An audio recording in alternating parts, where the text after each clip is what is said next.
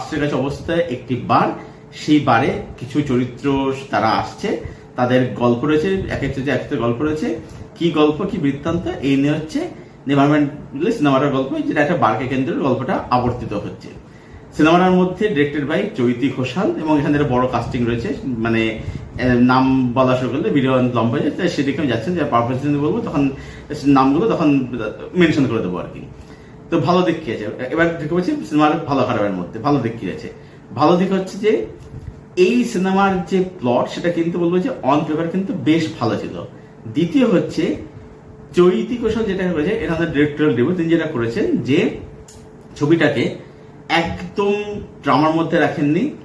ড্রামার মধ্যে যেটা করেছে সেটা হচ্ছে যে তিনি এখানে একটা সাইকোলজিক্যাল একটা অ্যাঙ্গেল এনেছেন। হ্যালো এভরিওয়ান, আমি সৌভিক, ওয়েলকাম টু সিনেগানি। কথা বলবো এই ভিডিওতে নেভারমাইন্ড বলে বাংলা সিনেমাটাকে নিয়ে, যেটার প্রিমিয়ার ছিল, প্রিমিয়ারে গেছিলাম। অলরেডি প্রিমিয়ার ছিল হচ্ছে 2 জুলাই, তো এখন তো 3 জুলাই পরে 12টা বেজে গেছে, মানে জীবনে 12টা বেজে গেছে বাড়ি ফিরতে ফিরতে। সিনেমাটার প্রিমিয়ার ছিল সন্ধ্যে 6টার সময়, but due to some reason ছবিটা শুরু হয় রাত্রির 8টায়। তো শেষ হতে হতে প্রায় 10টা-15 হয়ে যায়, এবং আমাদের ক্যাবে করে ফিরতে আর কি, এবং ফিরতে বুঝতে পারছেন আর কি। তো যাই হোক, আমি চেষ্টা করছি রিভিউটা রাতের মধ্যেই আপলোড দিয়ে দেন। আপনারা রিভিউটা তো কাল সকালে যখন ঘুমতে তখন রিভিউটা আপনার দেখতে হবে আর কি, তখন আপলোড হয়ে যাবে আর কি। তো সিনেমাটা কিরকম লাগলো দেখুন। প্রথমেই বলে দিই যে প্রিমিয়ারে ডাক পেয়েছেন, প্রথম কথা প্রিমিয়ারে ডাকার জন্য রোশন হাউসকে, পুরো টিমকে মেনি মেনি থ্যাঙ্কস। বাট আমার কাজ হচ্ছে রিভিউ করা, তো আমার যেটা মনে ছিল সেটা আমি বলবো। এমন নয় যে প্রিমিয়ারে ডাক পেয়েছে বলে একদম মানে সবকিছু ভালো ভালো হলো, সেরকম কোনো ব্যাপার একদমই নেই, সে বিষয়ে আপনি নিশ্চিত থাকতে পারেন। তো সিনেমাটার গল্প সম্বন্ধে যদি বলতে হয় তাহলে বলবো যে আপনারা টিজারের মধ্যে যতটা আইডিয়া করতে পেরেছেন সেটাই হচ্ছে গল্প, যে নেভারমাইন্ড পার্শ্বের কাছে অবস্থায় একটি বার, সেই বারে কিছু চরিত্র তারা আসছে, তাদের গল্প রয়েছে, এক একটা গল্প রয়েছে। কি গল্প, কি বৃত্তান্ত, এই নিয়ে হচ্ছে নেভারম্যান্ড সিনেমাটার গল্প, যেটা একটা বারকে কেন্দ্রে গল্পটা আবর্তিত হচ্ছে। সিনেমাটার মধ্যে ডিরেক্টেড বাই চৈতি ঘোষাল, এবং এখানে একটা বড় কাস্টিং রয়েছে, মানে নাম বলা শুরু করলে ভিডিও লম্বা হয়ে যায়, সেদিকে আমি যাচ্ছেন যে পারপাস বলবো তখন নামগুলো তখন মেনশন করে দেবো আর কি। তো ভালো দিক কি আছে, এবার দেখে বলছি সিনেমার ভালো খারাপের মধ্যে ভালো দিক কি আছে।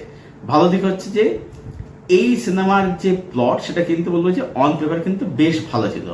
দ্বিতীয় হচ্ছে চৈতি ঘোষাল যেটা করেছে, এখানে ডিরেক্টরিয়াল ডেবিউ তিনি যেটা করেছেন যে ছবিটাকে একদম ড্রামার মধ্যে রাখেননি।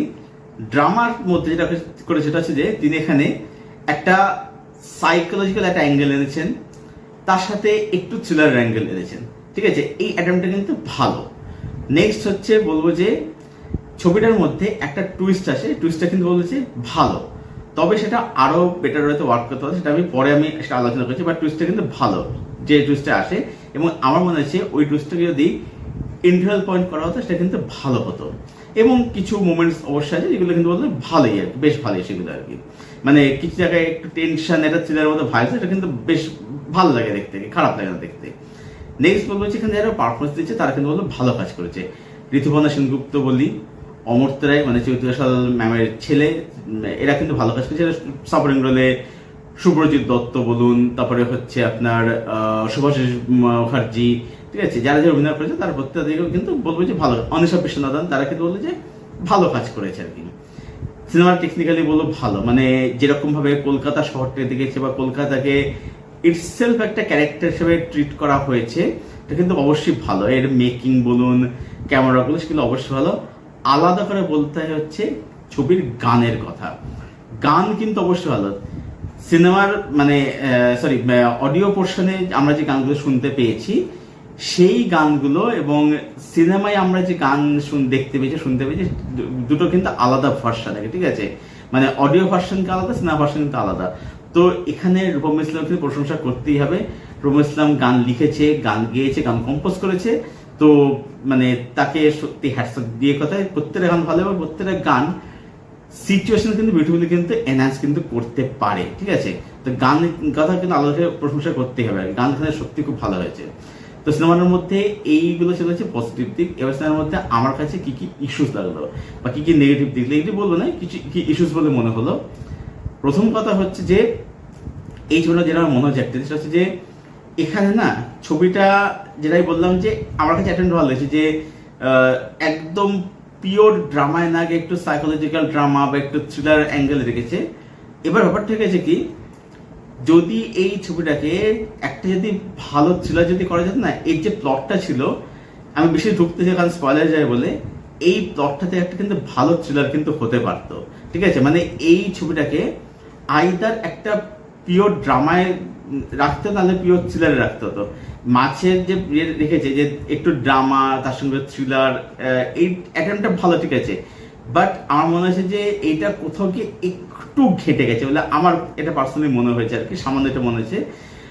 নেক্সট হচ্ছে বলবো যে ছবিটার মধ্যে না যে টুইস্টটা যেটা আসে, যে দুটো চরিত্রকে কেন্দ্র করে টুইস্টটা ভালো, কিন্তু কেন আরো ভালো হতে পারত, কারণ যে দুটো চরিত্রের কেন্দ্র করে টুইস্টটা আসছে, ওই দুটো চরিত্রের মধ্যে যে সম্পর্ক, যে ইকুয়েশন, সেটাকে আরো বেটার ওয়েতে এস্টাবলিশ করতে এটা কোথাও গিয়ে সার্ভিস থেকে যায়।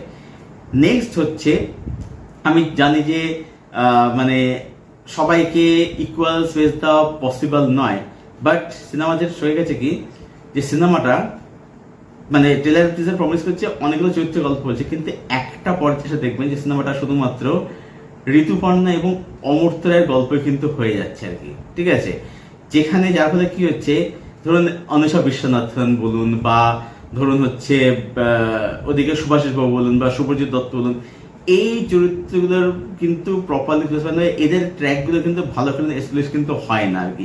এই সমস্যাটার মধ্যে কিন্তু রয়ে গেছে আর কি। মানে এই ছবিটায় ধরুন এই যে প্লটটাই যদি শুধুমাত্র ঋতুপর্ণার অমর্ত্যে কেন্দ্র যেতে হতো, এই ছবিটা কিন্তু একটা খুব ভালো ছবি কিন্তু হতে পারতো।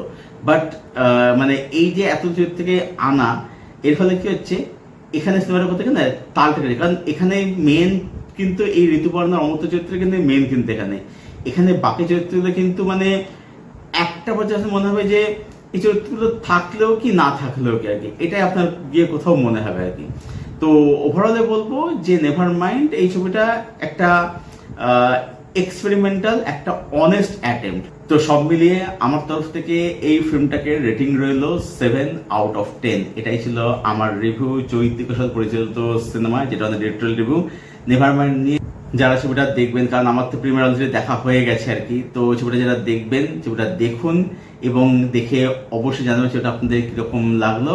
আর ভিডিওটা ভালো লাগলে অবশ্যই এটাকে লাইক করবেন, শেয়ার করবেন, চ্যানেলটাকে অবশ্যই সাবস্ক্রাইব করে চলুন। ভিডিও এখানে শেষ করছি, দেখা হচ্ছে আপনাদের সঙ্গে পরবর্তী ভিডিওতে। Till then stay best, till keep watching good content.